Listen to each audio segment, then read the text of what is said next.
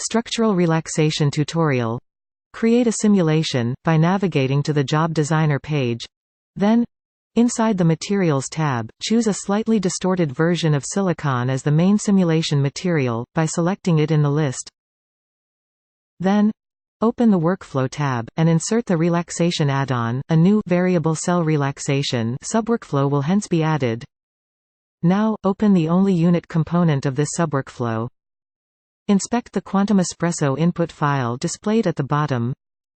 Notice the VC Relax input keyword, specifying the variable cell relaxation nature of the calculation.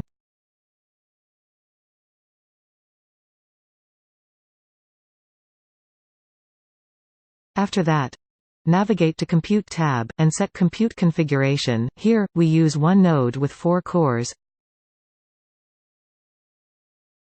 Then, set the name for the job.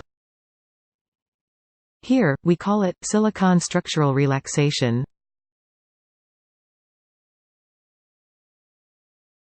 Next, save the job. It can then be selected and submitted to the compute queue, for execution. The status of the calculation will change from pre-submitted to submitted, and then to active. When the job is finished, open it, to inspect the final results.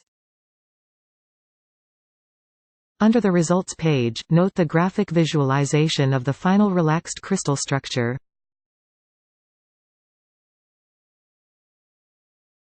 Its crystallographic numerical parameters can be exported to the local disk, in the POSH-CAR format, and inspected via a text editor.